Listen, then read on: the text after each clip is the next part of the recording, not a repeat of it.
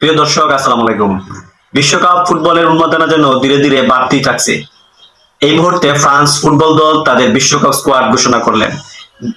দেশটির coach দিদিয়ার Deschamps এই squad ঘোষণা করেন।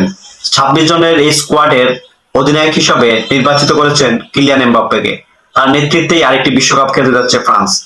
বিশ্বকাপের সবচেয়ে হট ফেভারিটদের তালিকায় সবার উপরে থাকবে ফ্রান্স।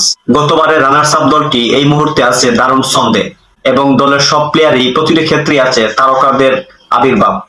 ফ্রান্স খুবই শক্তিশালী দল। প্রবাসী ফুটবলারদের অন্তর্ভুক্ত করে ফ্রান্স একটি স্বয়ংসম্পূর্ণ এবং ভারসাম্যপূর্ণ দল ঘোষণা করেছে। চলুন দেখে নেওয়া যাক ফ্রান্সের স্কোয়াড। গোলকিপার হিসেবে দায়িত্ব পালন করবেন মাইক ম্যাগনেন, ব্রেস সাম্বা, রবিন রেইসার। দিদিয়ার দেশমের এই তিনজন গোলকিপারই বিশ্বমানের এবং তারা ক্লাবের হয়ে খুব ভালো পারফরমেন্স করতেছে। ডিফেন্ডার হিসেবে দিদিয়ার দেশম জায়গা করে দিয়েছেন Lucas Digne, Malo Gusto, Lucas Hernandez, Theo Hernandez, Ibrahima Konate, Jules Kounde, William Saliba, Dayot Upamecano, Maxence Lacroix. Didier Deschamps সবসময় একটি ভারসাম্য দল ঘোষণা করেন এবং তার সবচেয়ে প্রধান অস্ত্র থাকে ডিফেন্স লাইন। ঠিক আজকেও তারকা নির্ভর একটি ডিফেন্স লাইন ঘোষণা করলেন এবং তার সবচেয়ে পরীক্ষিত মিডফিল্ড এবং অ্যাটাকার। দিদিয়ার দেশম ঠিক সেই জায়গাতেই খুব ভালো মানের একটি ফোকাস ধরেছেন। চলুন দেখে নেওয়া যাক তার মিডফিল্ড এবং অ্যাটাকিং লাইনগুলা। মিডফিল্ডার হিসেবে তিনি রেখেছেন N'Golo Kante, Manu Kone, Adrien Rabiot, Aurelien টকোমিনি, অরিয়ান জেরিমারি।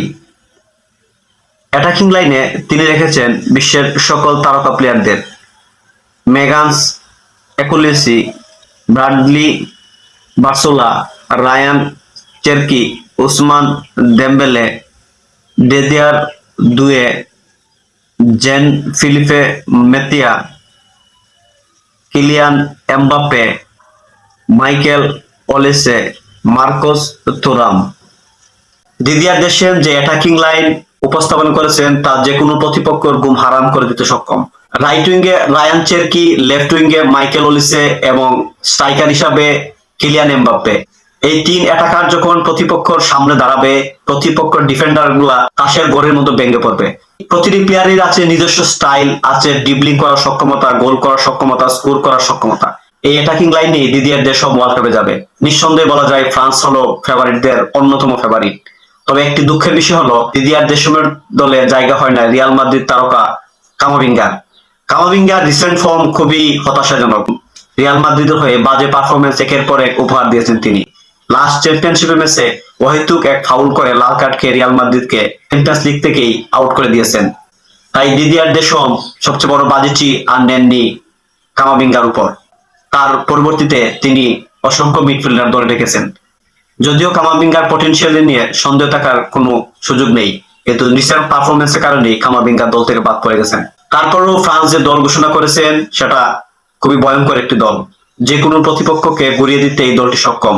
যেরকম গোলকিপিং লাইন, ডিফেন্স লাইন, মিডফিল্ডিং লাইন এবং অ্যাটাকিং লাইন, তা এক কথায় ভয়ঙ্কর একটি দল। কোনো অঘটন কিছু না ঘটলে এইবার যে শিরোপার অন্যতম দাবিদার ফ্রান্স, তার যেন স্কোয়াডের মাধ্যমে প্রকাশ পেল। ফ্রান্স সবসময় ফরেনার ফুটবলার নিয়ে খেলে অভ্যস্ত, এবারও তার ব্যতিক্রম হলো না। বেশিরভাগ প্লেয়ারই আফ্রিকা মহাদেশের অন্তর্ভুক্তি। এই ফ্রান্সের প্রতিটি প্লেয়ারই আছে নিজস্ব স্টাইল এবং নিজস্ব খেলার ধরন। তাই ফ্রান্সকে সব দলই সমীক্ষা করে চলতে বাধ্য।